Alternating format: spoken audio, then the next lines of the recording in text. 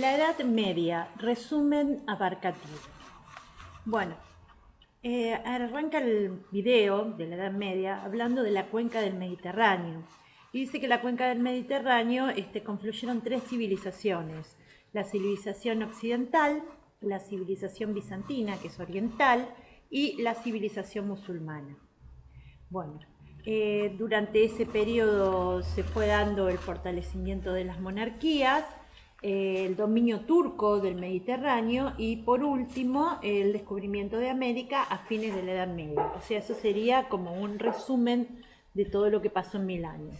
Bien, en el siglo V después de Cristo tenemos la primera oleada de las invasiones de los pueblos germánicos, las invasiones bárbaras, que pasaron la frontera del Rin y del Danubio. Estos bárbaros se hicieron cristianos, pero seguían el arrianismo. ¿Y por qué se hicieron cristianos? Bueno, se hicieron cristianos por los contactos que tenían con Roma, entonces se produce lo que es una fusión de culturas, ¿no? Y justamente por las migraciones que vienen desde el Rin, desde el Danubio, o sea, desde el norte a través de los pueblos germánicos, hacia Occidente. Bien, ¿cómo eran esta gente, los pueblos germánicos? Bueno, eran pastores, agricultores, pero también eran militares. Justamente esa tradición militar y excelentes también expertos marineros, pero justamente esa tradición militar trajo como consecuencia el germen de lo que es el feudalismo.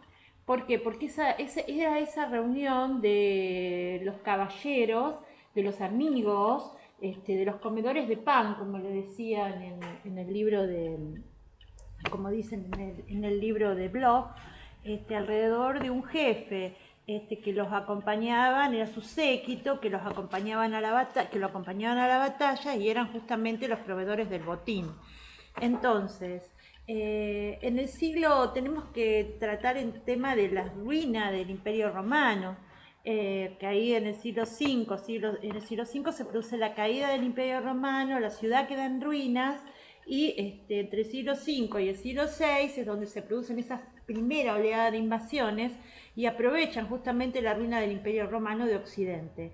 Allí, en esos siglos, es cuando se instalan los reinos germánicos. Por otro lado, lo tenemos en esos mismos siglos a Justiniano en Bizancio, en Constantinopla. Justiniano en Constantinopla intenta desde Constantinopla reinstaurar la hegemonía del Imperio Romano de Occidente, o sea, volver a instaurar el Imperio Romano de Occidente, reconstruir lo que es la romanidad.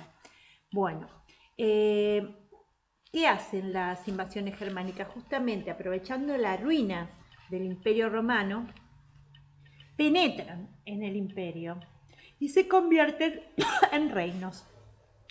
Es una federación de reinos, 4 reinos federados. ¿Dónde? En el territorio del Imperio Romano, en el siglo V.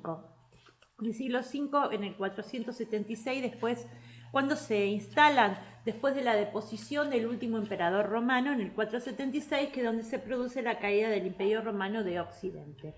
¿Y quiénes son esos reinos?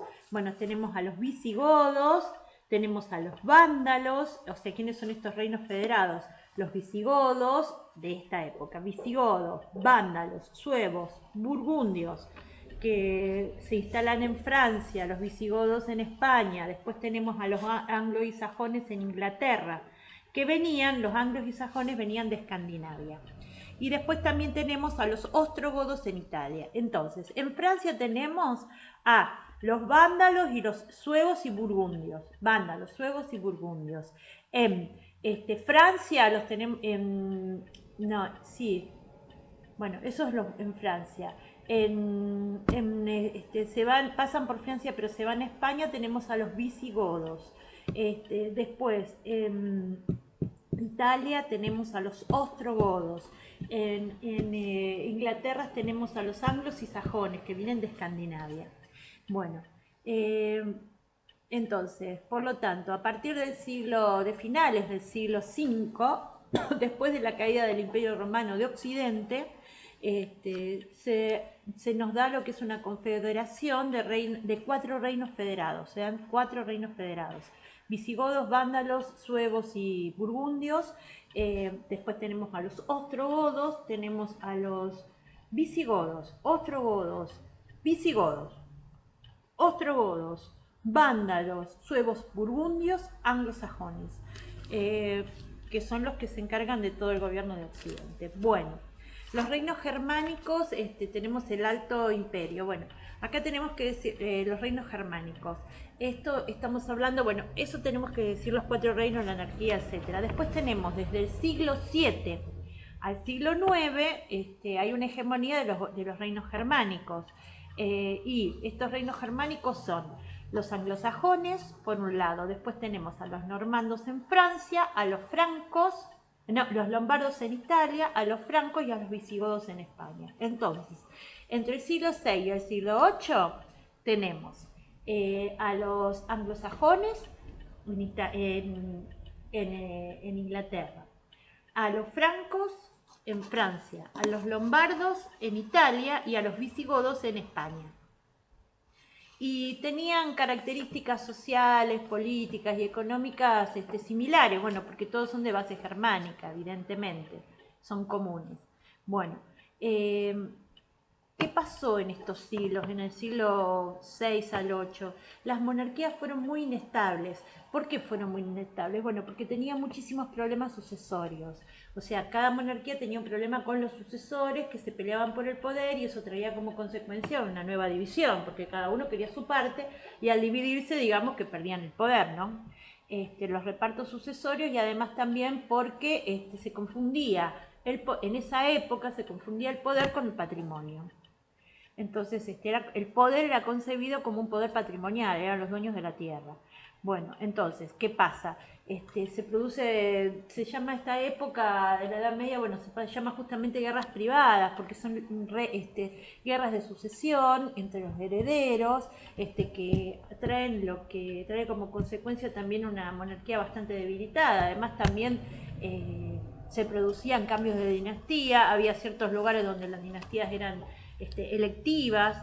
Bueno, entonces esas luchas de sucesión trae como consecuencia desunión, y eso fue una de las causas del fin de los visigodos. O sea, los visigodos estaban en España, y al tener esas luchas intestinas, esas luchas internas entre ellos, ¿qué pasa? Estaban muy divididos. Entonces vienen los árabes desde el norte de África, invaden la península ibérica y los conquistan. Los conquistan porque, bueno, estaban desunidos y no pudieron hacer una lucha común porque justamente estaban muy ocupados con su propia guerra, ¿no?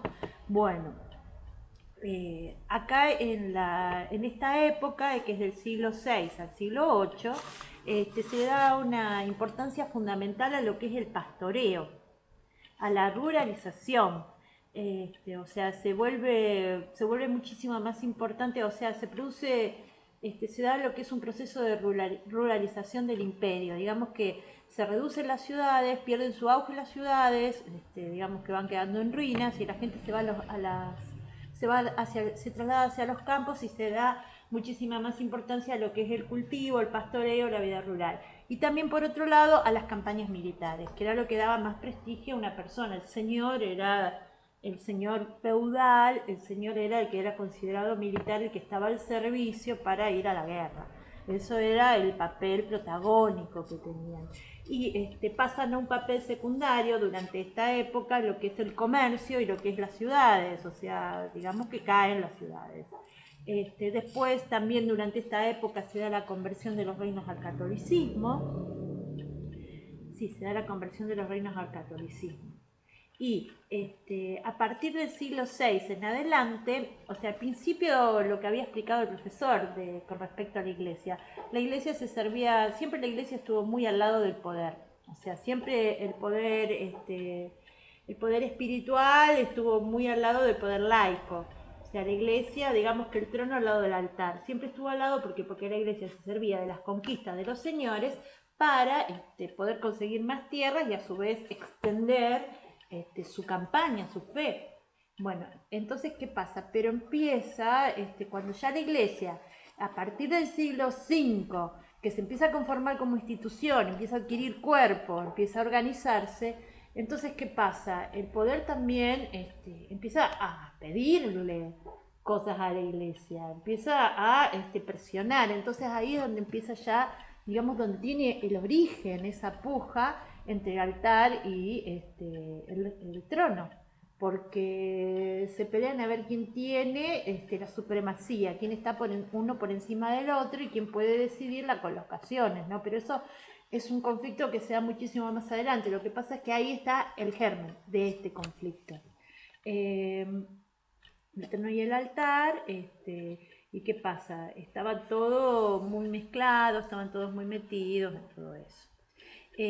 Después, bueno, vamos avanzando y a partir del siglo XI se produce como una segunda oleada, ¿no? De invasiones. Estas invasiones, por ejemplo, los reinos anglosajones han estado muy condicionadas por los vikingos, que eran normandos, o sea, eran por los vikingos que venían del norte y invaden Inglaterra, invaden Inglaterra, sí, la isla, invaden la isla y muchos reyes ingleses han sido de origen vikingo y se han establecido. Después tenemos por otro lado los francos, también dentro de lo que es estos siglos, en el 800, o sea, siglo IX aproximadamente, donde los francos tenemos a la dinastía carolingia. La dinastía carolingia empieza con un mayordomo del palacio del último rey merovingio, que es Pepino el Breve. Pepino el Breve, con la ayuda del Papa, depone al último rey merovingio y se corona rey. Y después lo sucede su hijo, que es Carlomagno. Bueno, aquí esta dinastía durante este siglo, bueno, esta dinastía carolingia, que pasa, aplasta a los lombardos, invade, los aplasta, los acaba a los lombardos, entonces invade, ¿qué invade? Invade Alemania, Francia y, o sea, está en Alemania, que es Austrasia y Neurasia, Austrasia y, bueno, lo vamos a buscar bien. Invade, bueno, lo que es Alemania, lo que es Francia y lo que es el norte de Italia, que es donde estaban los lombardos, y a eso se le llama el Imperio Carolingio. Bien. Bueno, ahora vamos a hablar del Imperio Oriental. Bueno, el Imperio Oriental estaba compuesto por Bizancio y que sobrevive, Bizancio, bueno, lo que tiene es que sobrevive a las invasiones bárbaras hasta 1453 aproximadamente. Bueno, tenemos al primer protagonista serio del Imperio Bizantino, que es Justiniano, bueno, Constantino 330, pero tenemos a Justiniano. Justiniano tenía un gran proyecto que es la reunificación del Imperio Romano de Occidente y casi lo logra, pero lo logra por muy poco tiempo y de una manera parcial. Consigue conquistar a los vándalos, a los ostrogodos, a los visigodos y hasta también echar a los musulmanes de ciertos lugares. Bueno, pero lo que podemos rescatar de Justiniano es su corpus civilis romano, o sea, el corpus iuris romano, o sea, que es la compilación del derecho romano. Ese es el legado, bueno, el legado más importante de Bizancio para la humanidad, que es el Código Civil Romano, que es el corpus iuris de Justiniano. Bien, Constantinopla siempre se mantuvo unida, siempre se mantuvo en el poder, o sea, siempre se constituyó como el Imperio Romano de Oriente. ¿Por qué? Porque tuvo, digamos, la valentía o la inteligencia de reorganizarse militarmente. Cada vez más, después de Justiniano, que busca esa romanización, cada vez más se van acentuando los rasgos griegos, que tanto influyó en la religión, sobre todo, ¿no? Bizancio siempre ha sido amenazada por el Islam. Y en esas luchas con el Islam va a perder a Persia, a Egipto y a Siria. Entonces, Bizancio amenazada por el Islam siempre, o sea, amenaza permanente de los turcos. ¿Y qué es lo que pierde? Pierde Persia, pierde Egipto, que lo tenía, ¿sí? Y pierde Siria. Esos 3 lugares los pierde. Bien. El siglo X es el siglo de esplendor, o sea, mientras en Occidente hay unas luchas intestinas, hay un gran desorden y fragmentación, el siglo X es un siglo de auge para el Imperio Bizantino, de auge político y de auge cultural. Bueno, ahora vamos a hablar de lo que es Carlomagno. Bien, Carlomagno, decimos que nace la dinastía carolingia aproximadamente en el siglo VIII, o sea que 700, fines de 700. ¿Por qué? ¿Cómo nace? Bueno, esta dinastía carolingia nace del fin de los reyes merovingios. Los reyes dentro del el último rey merovingio tenía un mayordomo de palacio que era Pepino el Breve. Pepino el Breve depone al último rey merovingio y tiene el apoyo del Papa y se hace rey y funda una nueva dinastía que es la de los carolingios. A esa dinastía de los carolingios le sucede su hijo, que es Carlomagno.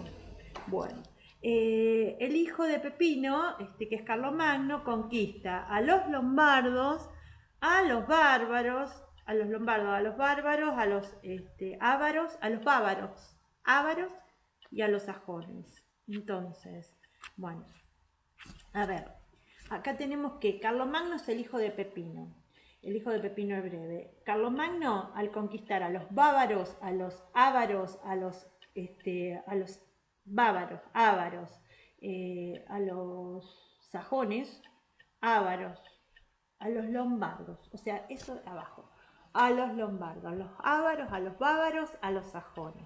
Bueno, después de todas esas conquistas, el Papa León III lo corona emperador.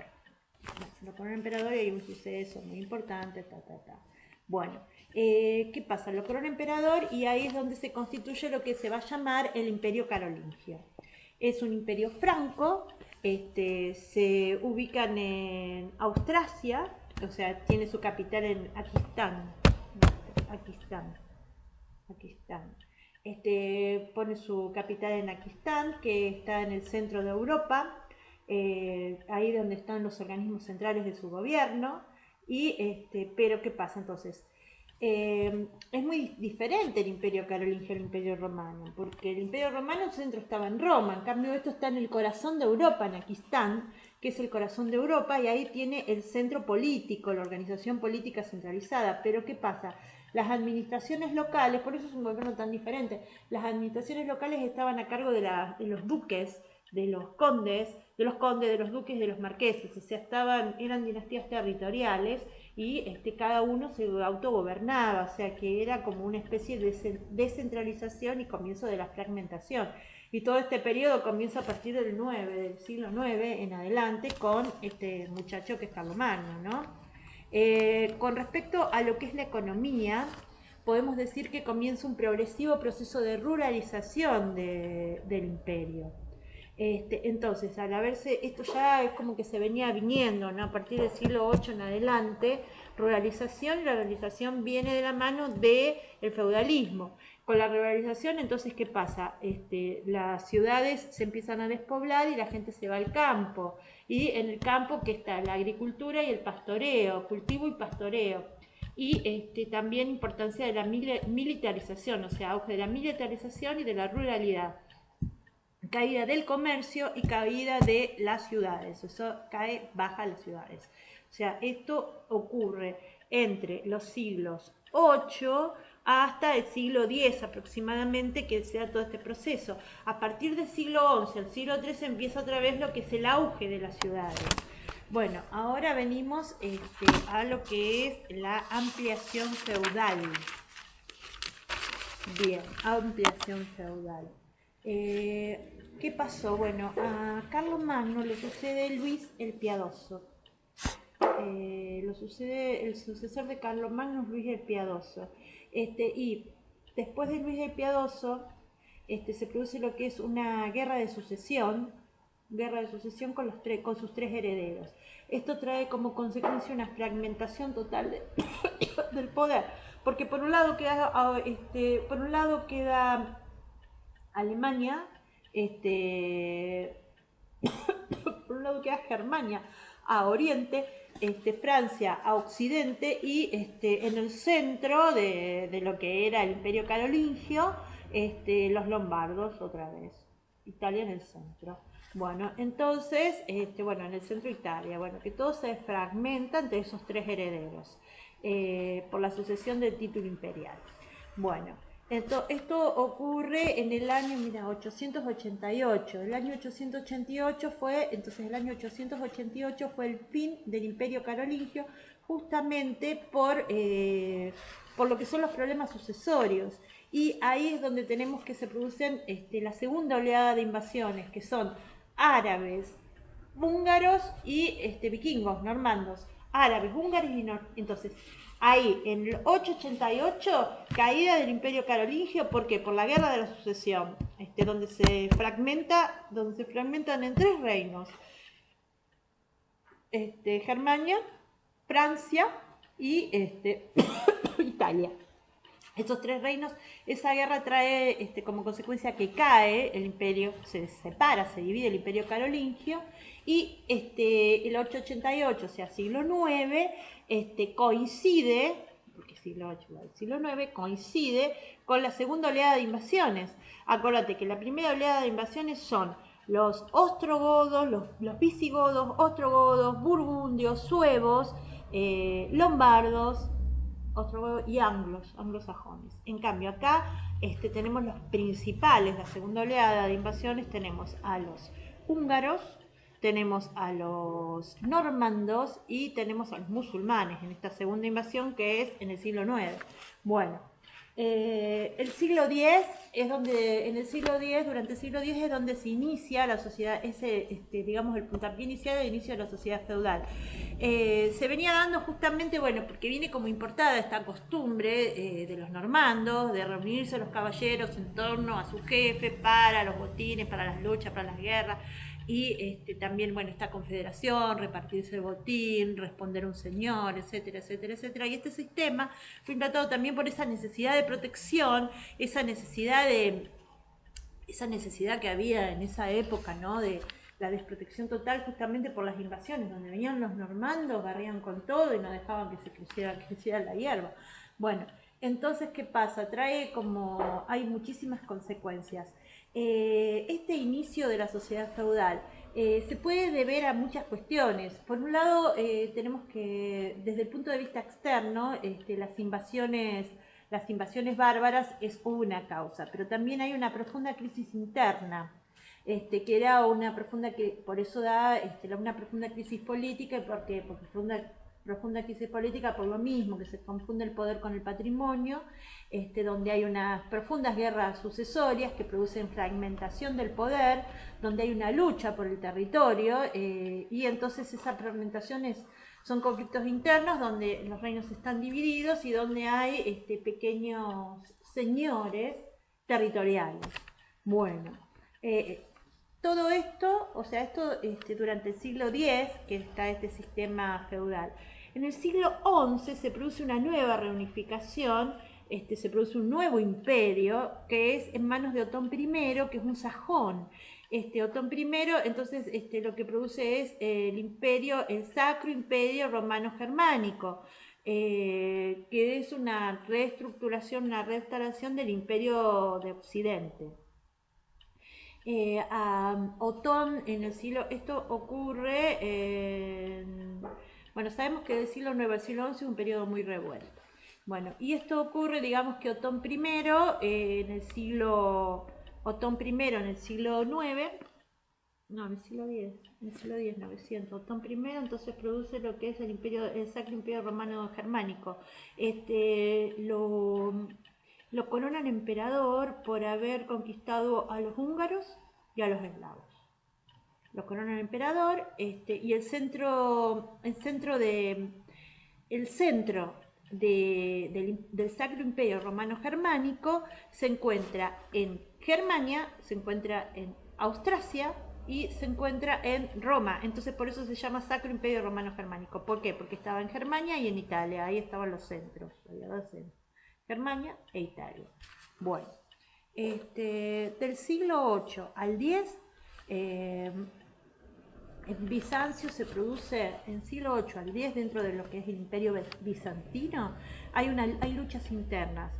Y luchas internas porque por los que están a favor de los íconos y por los que estaban en contra de los íconos, que son las imágenes religiosas. Es mucho más profundo porque en realidad no era que si estaban a favor o en contra de los íconos, sino que a favor o en contra de la pobreza dentro de la iglesia, o sea, de volver a esa iglesia originaria, de la pobreza en Cristo.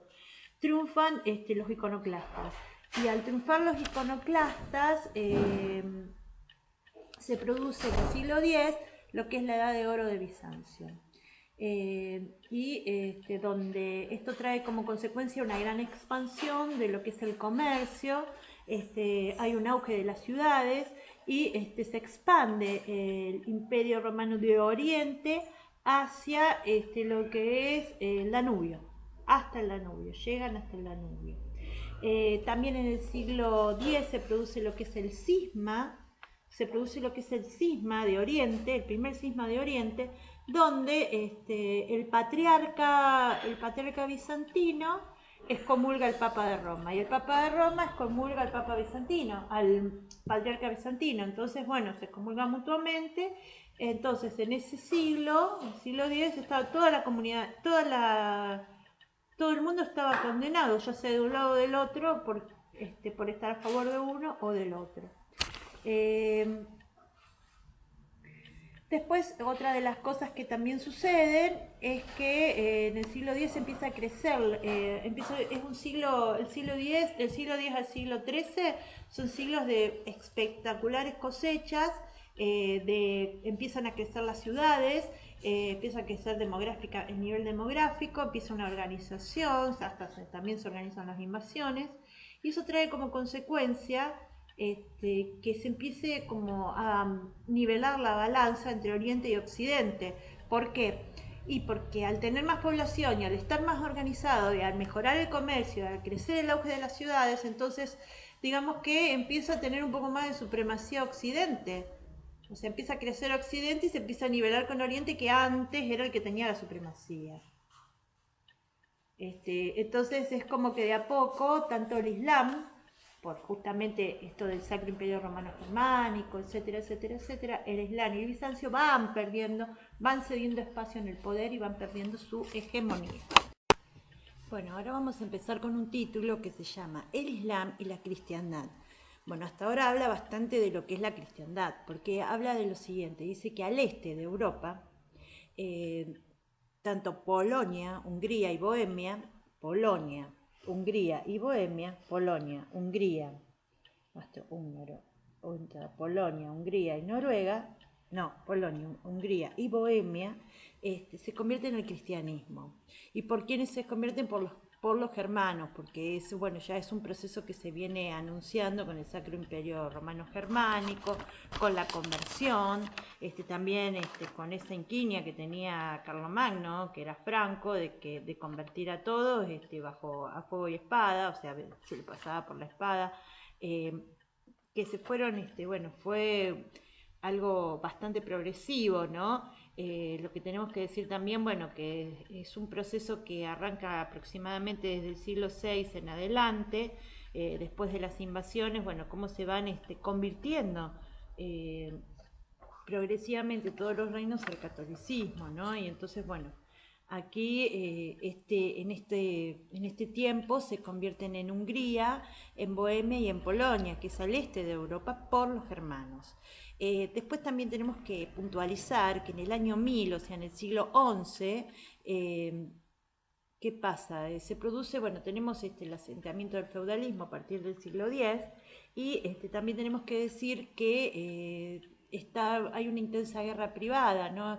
Europa está totalmente fragmentada y hay luchas intestinas por la sucesión de los reinos, entonces, cada vez están más divididos. Justamente a río revuelto, ganancia de pescador.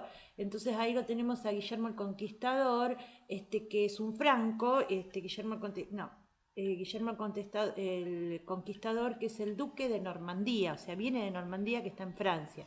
Viene de Normandía y ¿qué pasa? Invade y conquista el reino a los anglosajones. Y entonces Guillermo el Conquistador, o sea, en el siglo XI, marca una nueva página en la historia de Inglaterra. Bueno, después, con respecto al Islam, tenemos que decir que en estos siglos el dominio del Mediterráneo estaba a cargo del Islam, que tenía un dominio militar, ¿no? Pero ¿qué pasa? El feudalismo empieza como a imponer dentro de lo que es el mundo islámico una inversión de fuerzas, o sea, digamos que se empieza a reducir los espacios donde los musulmanes dominaban, sobre todo en España, cada vez se va reduciendo más, va bajando más, justamente por la militarización y la organización que trajo como consecuencia el sistema feudal, que hizo que se vayan reduciendo los espacios que estaban conquistados en su momento, en estos siglos, hasta más o menos hasta el siglo X, hasta el siglo XI, que habían estado dominando los musulmanes, pero sí que siguen con el dominio, digamos, del mar Mediterráneo, porque son excelentes piratas. Bueno, entonces el Mediterráneo, digamos que era la joya de la corona, era por lo que se peleaban todos, ¿no? Porque justamente estaba el tema del comercio y esa traba que tenían los musulmanes. En el siglo XII, bueno, tenemos a la Primera Cruzada, que es el siglo XI, siglo XII. Siglo XII, Primera Cruzada, Urbano II, 1095, Concilio de Clermont, llamamiento a la Primera Cruzada. Y gracias a la Primera Cruzada, digamos que fue la más emblemática, la más exitosa, porque bueno, se conquista, o sea, se domina, se recupera el Santo Sepulcro, que es Jerusalén, también Persia, Siria y Palestina. Siria y Palestina. Entonces, Siria y Palestina, se recupera Siria y Palestina, verá que es grande Siria. Y esos son los reinos cristianos, ¿no? Bueno, después tenemos que hablar de lo que son las monarquías feudales. Las monarquías feudales, bueno, una vez que con la Primera Cruzada, siglo XII, Primera Cruzada, Urbano II, conquista de Jerusalén, Siria y Palestina, se trasplanta el feudalismo a Oriente. Se trasplanta el sistema feudal a Oriente y se crean los primeros reinos cristianos en Oriente, que es en Jerusalén, Siria y Palestina. Bueno, y ahí es donde se trasplantan también lo que son el feudalismo y sus estructuras políticas. Eso es lo que es importante. Bueno, ahora hay otro título que habla de lo que es las monarquías feudales. Bueno, ¿qué pasa? Tenemos que en un periodo que va desde el siglo XII y XIII. Son siglos de afianzamiento de los poderes monárquicos. Continúa la sociedad feudal, pero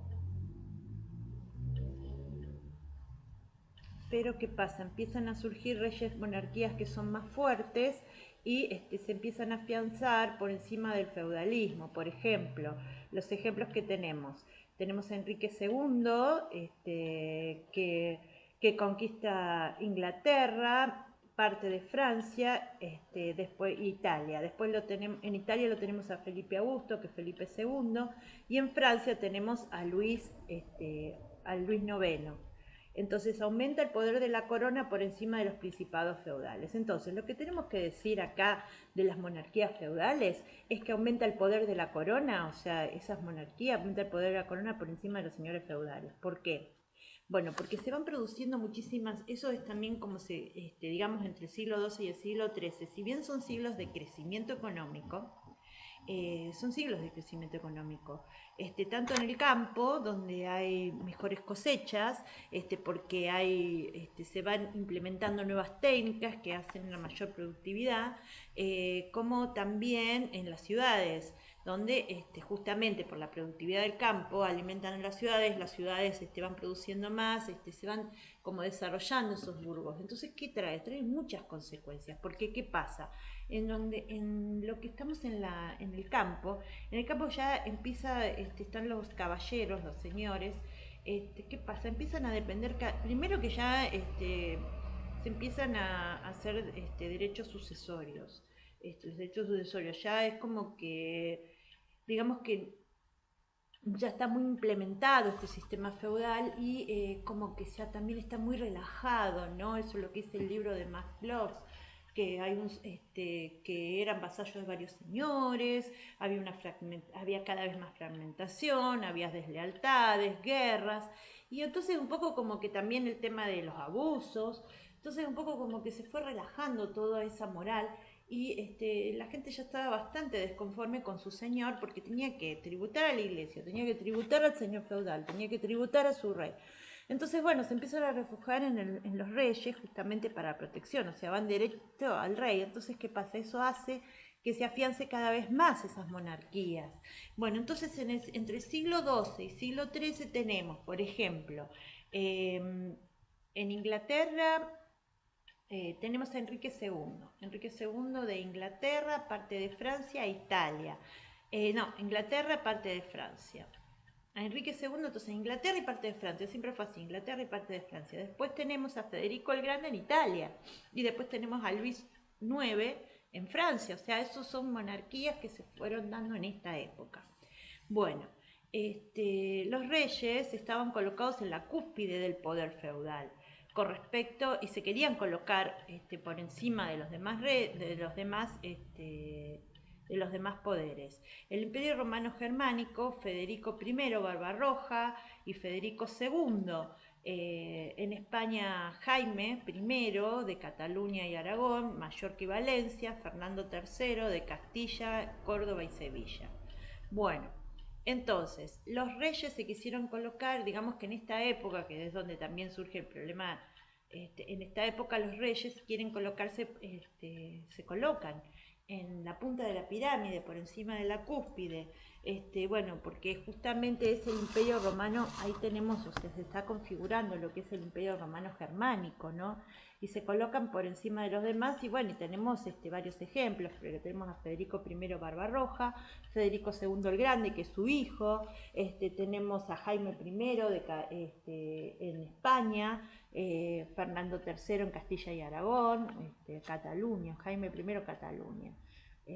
Bueno, entonces todos estos reyes son monarcas que cada vez vienen como a concentrar más su poder y colocarse por encima de los demás poderes y como que al ganar poder las monarquías, los reyes, van perdiendo poder, ¿quiénes? Los señores feudales. Bien, eso es lo que está acá. Bien. Ahora vamos a arrancar con Bizancio y Occidente. Bueno, y dice que a mediados, el Imperio Bizantino, o sea, a mediados del siglo XI, se produce una profunda crisis en el Imperio Bizantino, justamente causada, bueno, y también en Occidente, por el afianzamiento del sistema feudal, por un lado, por las aristocracias terratenientes que cada vez querían expandirse más, lo que provocan guerras internas, ¿no? Guerras privadas, eso ya lo habíamos explicado. Bueno, después con respecto a Bizancio tiene sus propios problemas y el fundamental son los turcos, que le han hecho perder una parte de Asia Menor, por ejemplo Persia, Siria, lo pierden el Imperio Bizantino, ¿no? Y los turcos están a punto de llegar a las puertas de Constantinopla, entonces por ese motivo Alejo I solicita ayuda, primero de Gregorio VII y después de Urbano II, y es donde tenemos la primera cruzada por el Concilio de Clermont, 1095. Sí, pero ¿qué pasa? Alejo I, que era bastante complicado como emperador, eh, digamos que pacta con los venecianos y le da privilegios de navegación sobre el mar.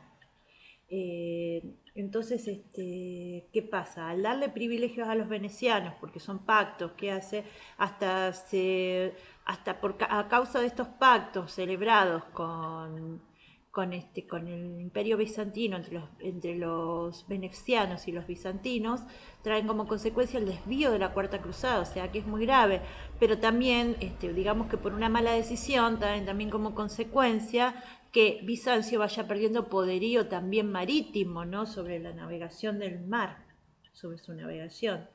Eh, a ver, acá y eso trae como consecuencia, esto trae al desviarse, trae como consecuencia que se produce un saqueo de Constantinopla y se produce un nuevo cisma donde el territorio queda dividido entre latinos y griegos. Claro, cuando hay saqueo, el mismo territorio de Constantinopla queda dividido.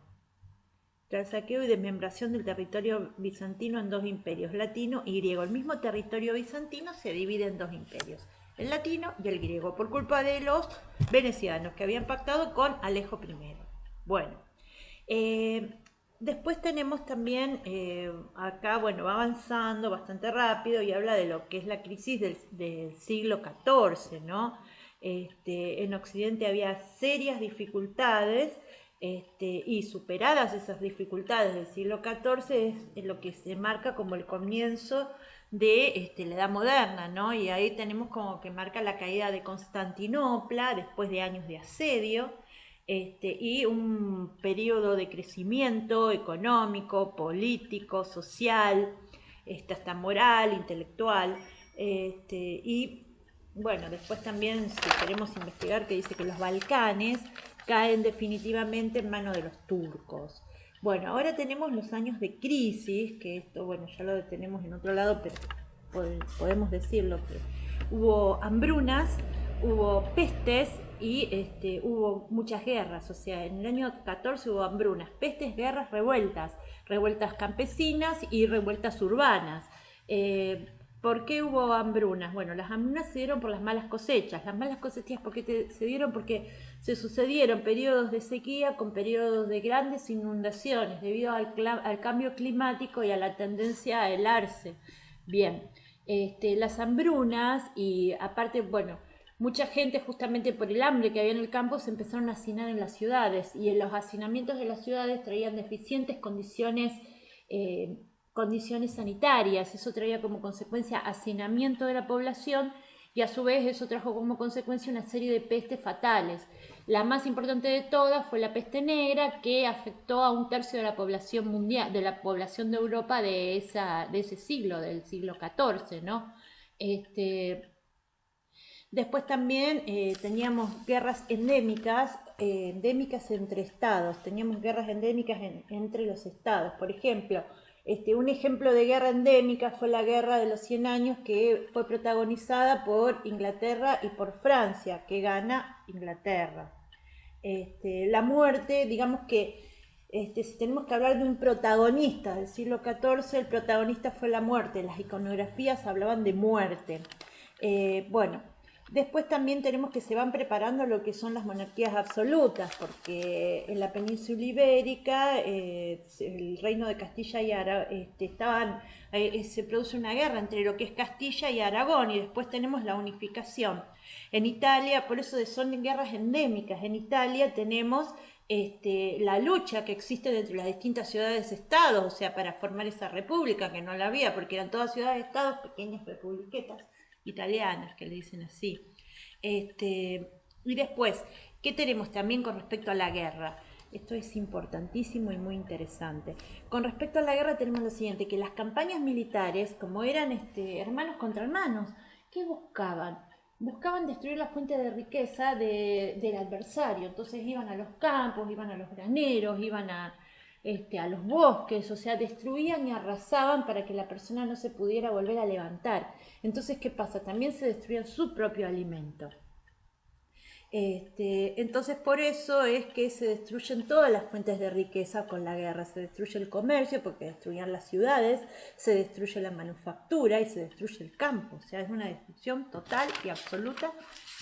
Quiere decir que arrasábamos con toda. Bueno, acá tenemos los rasgos de la sociedad rural del mundo medieval. Bueno, ¿cómo eran los rasgos del mundo medieval? Bueno, el mundo medieval estaba compuesto por la sociedad rural y por los vínculos de dependencia establecidos por el feudalismo. Esto se dio hasta el siglo XII, o sea, desde el siglo X hasta el siglo XII los rasgos eran claros, era una sociedad ruralizada y con profundos vínculos de interdependencia, de dependencia, que era por el sistema de señorío-vasallaje. Bueno, pero ¿qué pasa a partir del siglo XIII, del siglo XII en adelante? O sea, finales del XII, comienzos del XIII, es cuando se empiezan a desarrollar las ciudades, empieza a florecer nuevamente el comercio y como consecuencia de eso se empieza a reestructurar el poder monárquico. Hay una monarquía que se empieza a reestructurar y bueno, y va como una cierta tendencia a lo que es el absolutismo. En todo este proceso tuvo una influencia decisiva a la iglesia, porque a la iglesia le convenía más, o sea, la iglesia, bueno, digamos que es transversal el papel de la iglesia porque estuvo en todo el proceso. Lo que tenemos que decir es lo siguiente, que Bizancio, el imperio bizantino, desde el comienzo de la Edad Media hasta aproximadamente el siglo XI, tuvo una primacía por encima, o sea, digamos que estaba mucho más desarrollado que Occidente. ¿Por qué? Porque siempre fue un imperio, siempre estuvo unido. ¿Y qué pasa? En las ciudades hubo un pleno desarrollo del comercio, por el lugar donde estaban ubicados, que en un puerto, y de la ciudad, donde había una feria internacional muy importante, donde había un punto de confluencia de muchos países. Entonces había un gran desarrollo. Pero ¿qué pasa? Después, a partir del siglo XI aproximadamente, empieza la decadencia del imperio, empieza a decaer el imperio, empieza una crisis el imperio bizantino. ¿Por qué? Por las invasiones de los turcos, por la gran cantidad de cruzadas que hubo, por las grandes desavenencias que tuvieron. Entonces trae como consecuencia de que se vaya invirtiendo la balanza de poderes, ¿no? ¿Y qué pasa con Occidente? Bueno, en Occidente pasa lo contrario. En Occidente hay un proceso de gran ruralización y obviamente que reinaba el feudalismo. Pero a partir del siglo II en adelante, justamente por ese periodo que hubo de crecimiento demográfico, de muy buenas cosechas, de tecnología que se van implementando, trae como consecuencia que empiezan a crecer las ciudades y también el comercio. Entonces, bueno, le sale un grano. Entonces ahí es donde se empiezan a dar, digamos, en este proceso de ruralización, a partir del proceso de ruralización, y de que dentro del proceso de ruralización trae como consecuencia avances en las tecnologías, eso trae también otras consecuencias, que se empiezan a desarrollar lo que son los burgos feudales. Los burgos feudales son esas ciudades que se empiezan a desarrollar alrededor del campo, o sea, en el centro del campo, para que haya comercio. Y empiezan a crecer, y ahí es donde, bueno, justamente donde empieza también otro tipo de proceso. Bueno, después decimos que, bueno,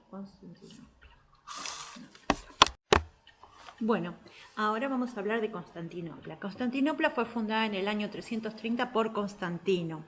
Bueno, es una ciudad urbana, amurallada, de pleno desarrollo económico, digamos que es el pulmón económico de esa parte del Mediterráneo, o sea, del Mediterráneo oriental. Y tiene una excelente ubicación geográfica, como que es un nudo de confluencia de naciones. Allí se desarrolló un gran comercio vía marítima y también se desarrollaron importantes ferias en el lugar. También fue un centro de difusión cultural, específicamente desde el punto de vista religioso, donde había una gran influencia griega, como también desde el punto de vista cultural a través de las universidades, como la Universidad de Bizancio, y lo que es la difusión de la cultura bizantina. Constantinopla era un centro religioso y cultural. Desde allí se difunde, o sea, un centro de difusión de la cultura bizantina. Y después también tenemos que tenían unos excelentes palacios y unas excelentes catedrales. El ejemplo, por ejemplo, la Catedral de Santa Sofía en Constantinopla, así también como la Universidad Estatal de Bizancio.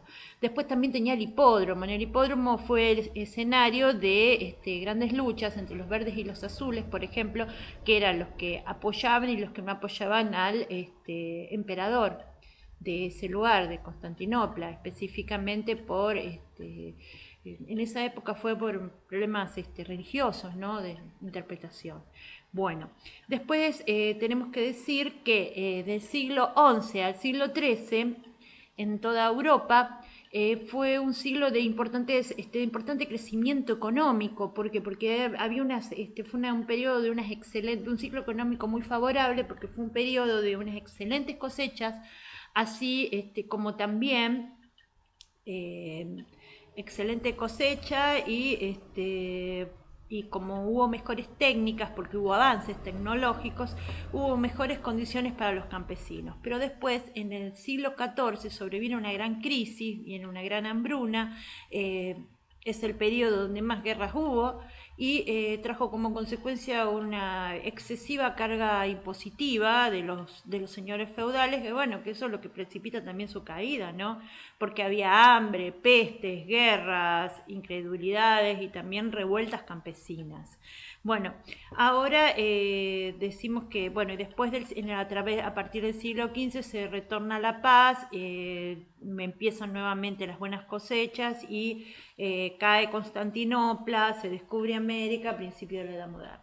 Bien, después tenemos el feudalismo. ¿Qué decimos que el feudalismo? Bueno, es un sistema que tiene su origen en el siglo X y es a causa de la gran fragmentación del poder, de los señoríos, o sea, esa relación de señor y vasallo, señores y vasallos, de la fragmentación territorial, de la necesidad de las luchas intestinas que ocurrían entre unos y otros, de que además no solamente desde el punto de vista externo, donde había constantes invasiones y necesidad de protección, también desde el punto de vista interno, por las luchas internas que había en cuanto al poder, en cuanto a la sucesión, justamente, bueno, debido a que de tantas crisis, de tantas luchas, de tanta corrupción, tanto desde el punto de vista de la iglesia como desde el punto de vista de los monarcas, que cada vez eran más débiles, porque eran monarquías, eran señoríos territoriales, entonces van cediendo poder y es como que ese poder es apoderado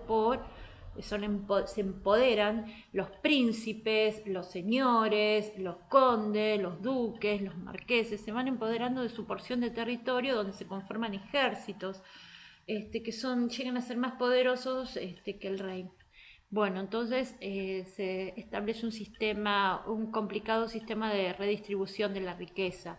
En este caso, la redistribución se debía, bueno, cada feudo era una porción de tierra que también podía ser, podía constituir otras cuestiones, como por ejemplo un ejército. Bueno, pero cada feudo generalmente era una porción de tierra que contaba también con sus campesinos. Esos campesinos producían excedentes. Esos excedentes, parte de los mismos eran recaudados por el señor de esas tierras. Y esos excedentes a su vez eran redistribuidos en una complicada cadena de vasallaje. Bien, por una red de vínculos vasallísticos. Era una relación del señor y vasallo, el vasallo era el hombre, era su hombre, era una relación de hombre a hombre y el vasallo era su hombre, tenía que rendir homenaje, tenía que hacer un juramento y después venía por último la investidura, que era la entrega del feudo. Bueno, a cambio de que, bueno, a cambio todo esto, a cambio de el apoyo, el servicio, la obediencia, la defensa, concurrir cuando es llamado, estar con su señor, su seguridad, sus atenciones, etcétera. Bueno, y a cambio, y la fidelidad, bueno, a cambio de qué, de un feudo con sus campesinos. Bien, ahora tenemos que la vida feudal, ¿dónde se encontraba la vida feudal en estos siglos, del 10 al 12 aproximadamente? 10 y 11 el feudalismo más el auge y en el 12 empieza como a decaer. En torno al castillo. Y que los castillos, bueno, empiezan siendo pequeñas fortalezas de madera, simples, sencillas, y terminan siendo grandes fortalezas de piedra con amurallados, donde protegen a la población, ¿no? Que se oculta tras sus muros. Y bueno, ahí tenemos historias de grandes asedios, etcétera, etcétera, etcétera. Bueno, ahora viene otro título, ¿sí? Que es el surgimiento urbano. Bueno, el surgimiento urbano dice que, ¿qué pasa? Que a mediados del siglo XI, justamente que es donde empieza, ¿no? El periodo de unas excelentes cosechas, muy buenas cosechas. Las buenas cosechas se deben al avance tecnológico y también a las condiciones climáticas. Estas buenas cosechas traen excedentes. Estos excedentes hacen que se desarrollen los burgos. Los burgos se empiezan a desarrollar y dentro de los burgos los artesanos. Los artesanos empiezan a conformar en corporaciones de artesanos para defender la calidad de sus productos, los precios de sus productos, las condiciones laborales de los mismos. Bueno, y estos burgos, ¿qué pasa? Empieza lo que es el surgimiento urbano. Los grandes burgos son París, Venecia, Brujas, París, Venecia, Brujas, Florencia. Florencia, Génova, Venecia, Bruja, pero Venecia, Florencia, bueno, son los grandes burgos. Renacen, esto es como que se empieza a incentivar el comercio justamente por el excedente y la manufactura. Entonces es como que renacen las antiguas ciudades romanas. También renacen, surgen de sus cenizas que estaban abandonadas, o sea que la gente que estaba en el campo vuelve a la ciudad y se especializa, empieza lo que es la producción secundaria. Que son los productos manufacturados, por eso están los artesanos. Ahí es donde nacen los burgos. Los burgos nacen en torno a la sociedad rural, pero digamos que son más concentrados y empieza a aumentar la densidad de la población. ¿Qué pasa? Los burgos empiezan a conquistar poco a poco su capacidad de autogobernarse. ¿Qué quiere decir eso? Que poco a poco van logrando su independencia del señor feudal. Empieza su autogobernación, se empiezan a celebrar ferias dentro de los burgos, también empieza a crecer lo que es la circulación de la moneda, y con la circulación de la moneda, o sea, cada vez más circula más ampliamente la moneda, trae como consecuencia también que se vaya desarrollando la banca, los préstamos, y eso también hace que haya una incipiente burguesía, ¿no? Y también esta capacidad de autogobernarse, son conquistas que se van logrando. Al principio se gobernaban los burgos por asamblea de vecinos, pero después el poder fue a los grandes comerciantes. Igualmente los grandes comerciantes pactan con los reyes para asaltar al señor feudal, y ahí es donde estamos viendo como que se va como fisurando, ¿no? El poder de los feudos, porque se van quedando sin ese ingreso económico tan importante que es el comercio y son las ciudades. Bien, y buscan el apoyo de los reyes que van concentrando el poder, por eso es ese periodo de concentración en la monarquía. Bien.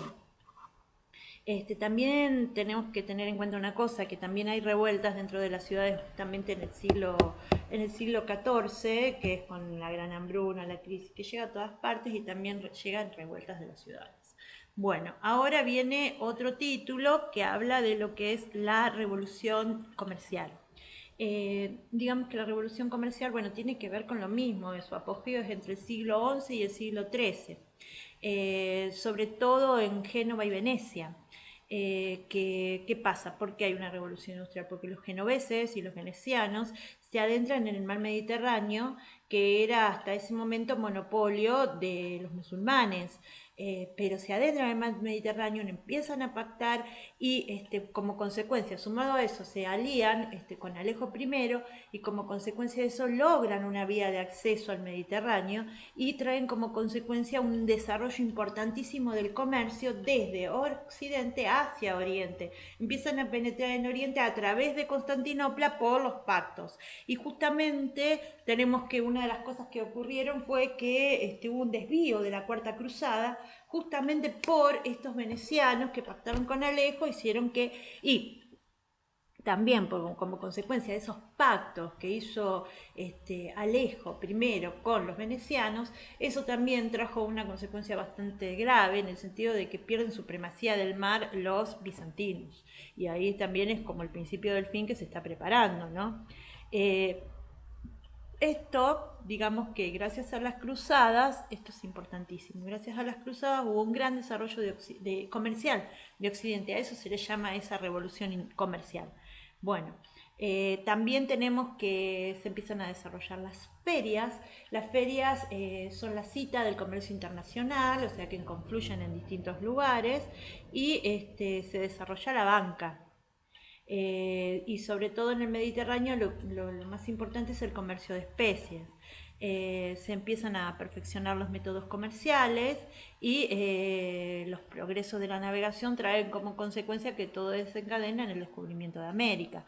Bueno, pero acá lo que tenés que decir que es importante es que tenemos desarrollo, navegación, Mediterráneo, Occidente-Oriente, comercio, feria, banca, préstamos y moneda, circulación.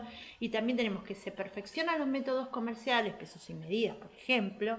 Y también tenemos que se perfecciona la navegación, justamente porque el comercio es a través del Mediterráneo. Y esto trae estos avances en la navegación, así como también el taponamiento que tiene después de que cae Constantinopla, hace que descubramos América.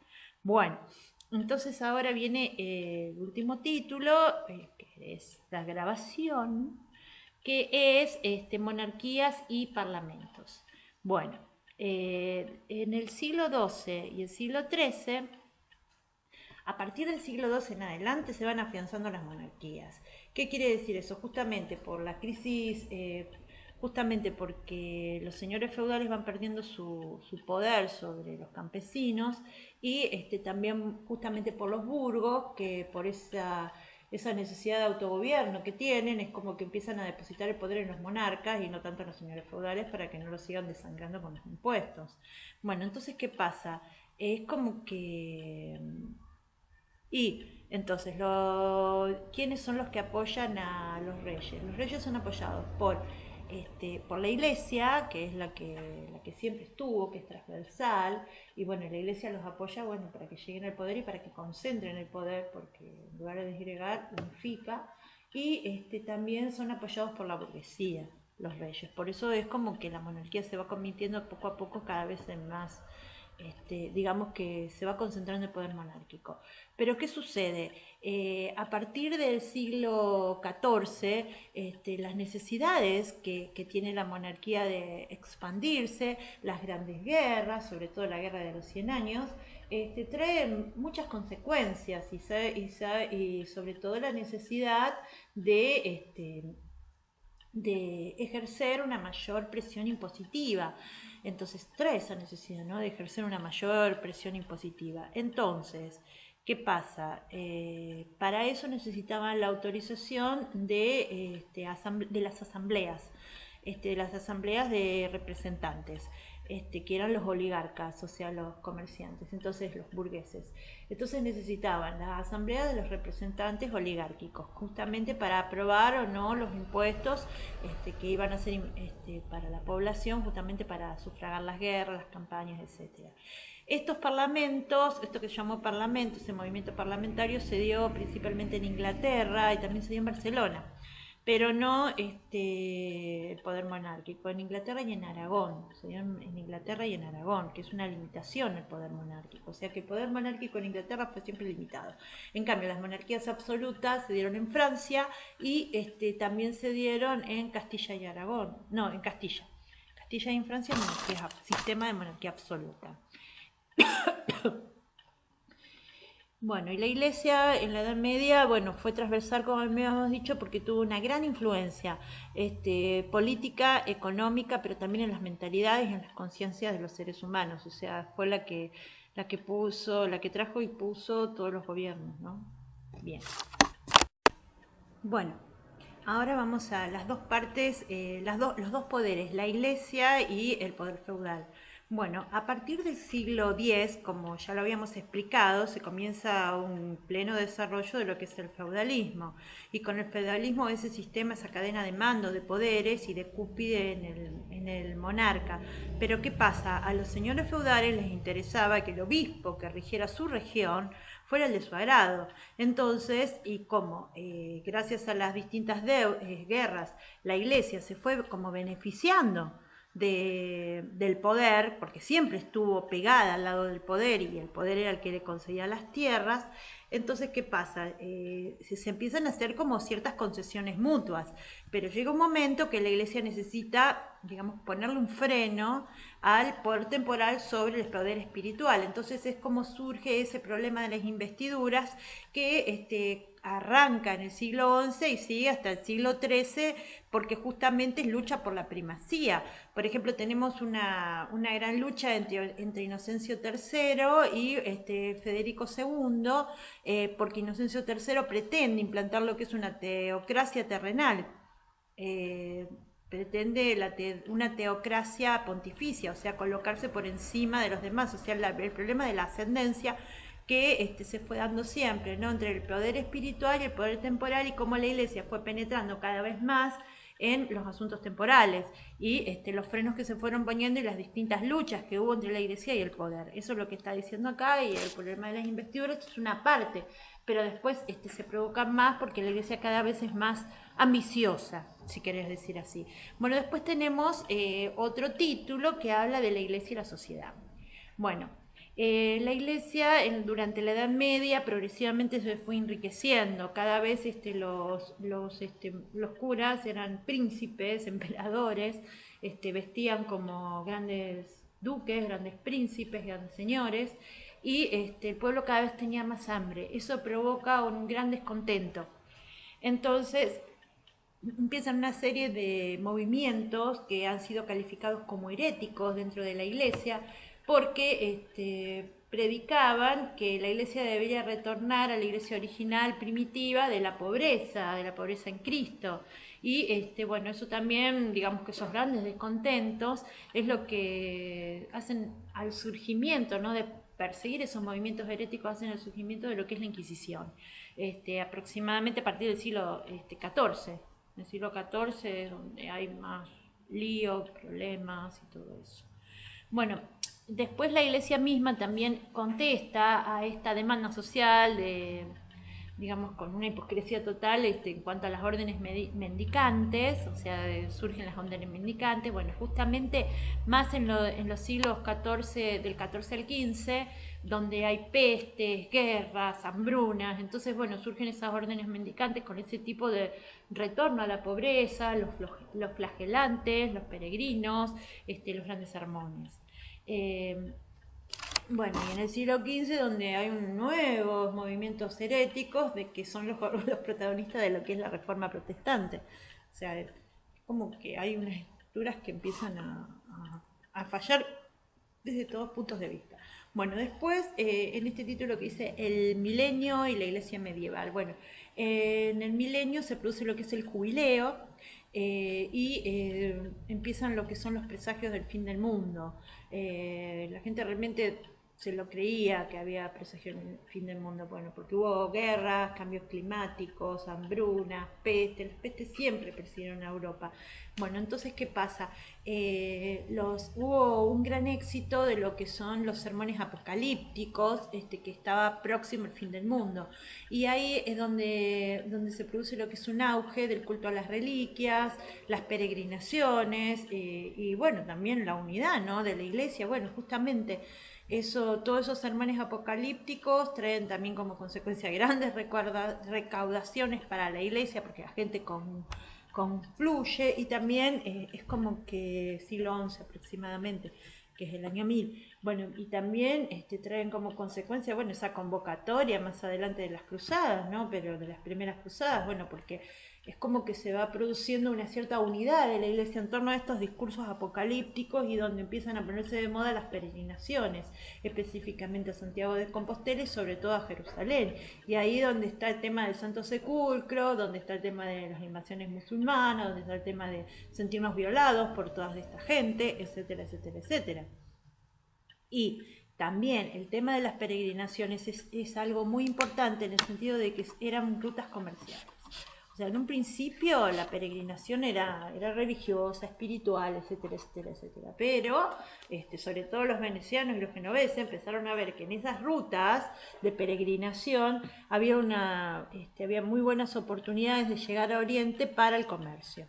Y eso y también para la cultura, para difusión cultural, porque empiezan a conectarse Oriente con Occidente porque íbamos para Jerusalén, evidentemente.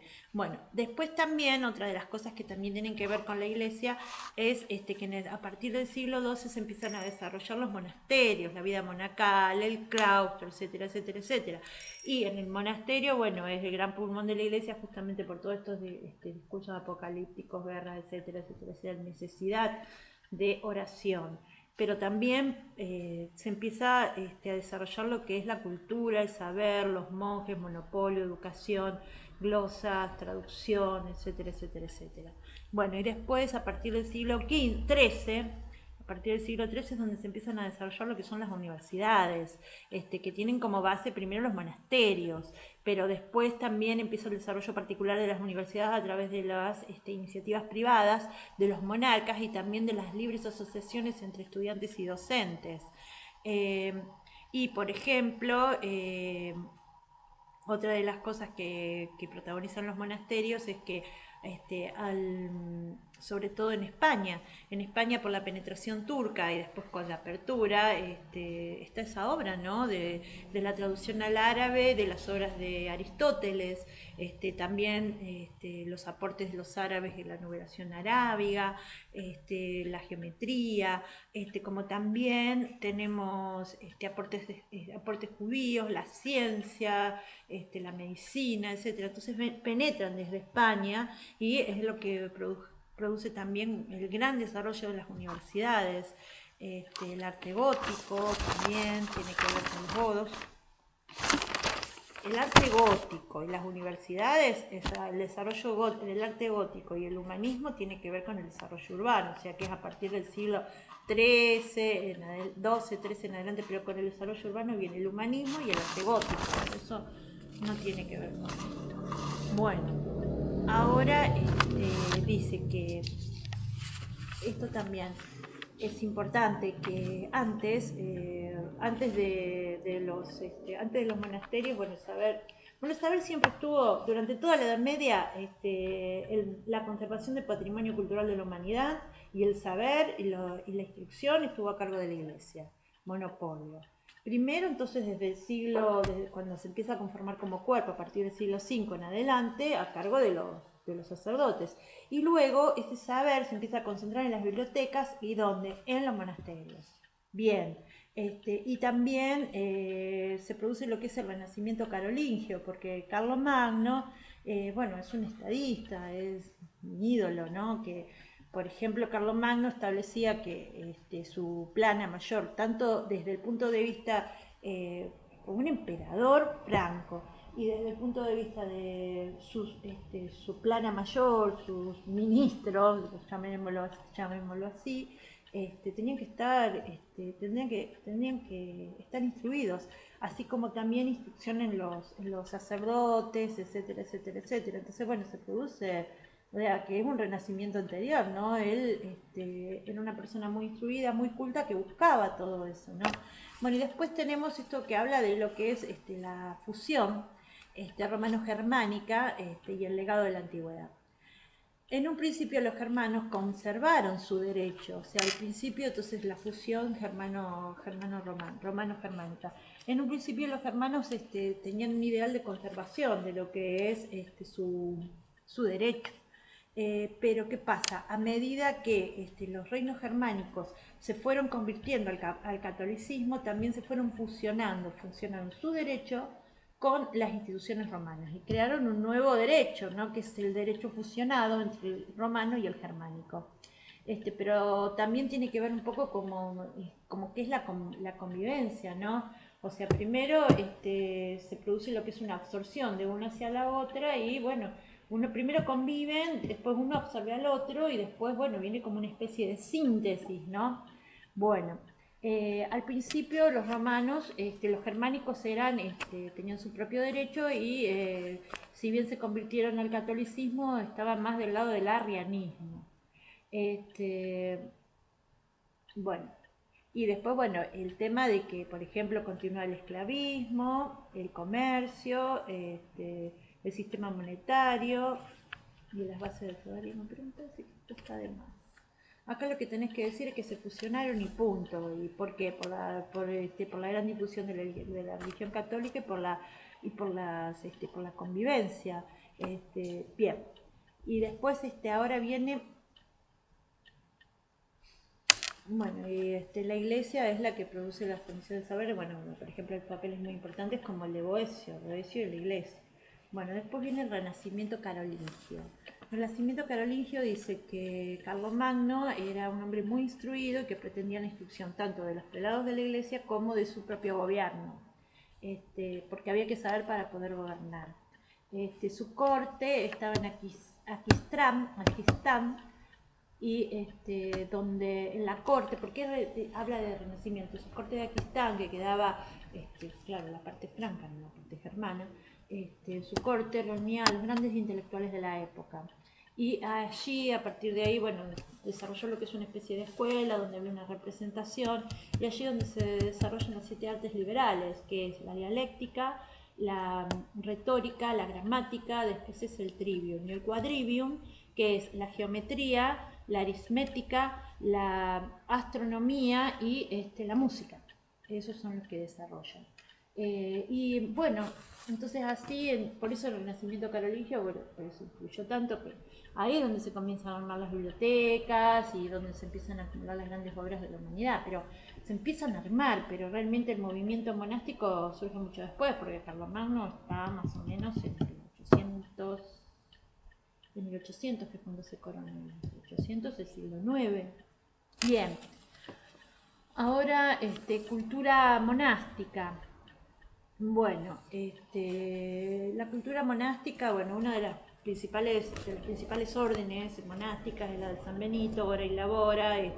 Se empiezan a donar grandes tierras, grandes expansiones de tierras para establecer monasterios. Los monasterios iban muchísima gente, muchísimos monjes, se dedicaban a la agricultura, a la ganadería, al autoabastecimiento, a rezar y a trabajar.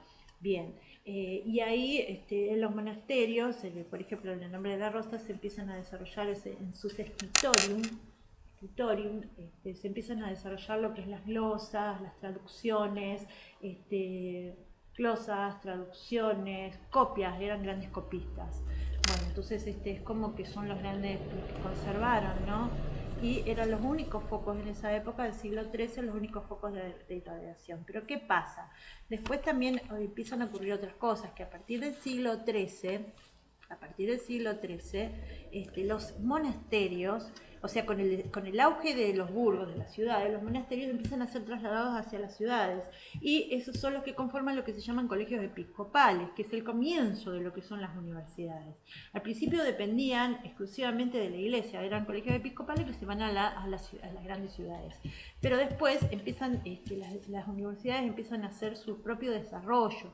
Bueno, se empiezan a desarrollar ya sea por asociación de alumnos con profesores, entonces asociaciones libres, también por iniciativa privada de los monarcas, como la Universidad de Salerno, a cargo de Federico II, y también tenemos, bueno, las que son colegios episcopales, como la Universidad de París, que esa Universidad de París es de teología. Bueno, después tenemos la de Austria, que es una universidad de medicina, la de Bolonia, que es de abogacía. Bueno, bien. Y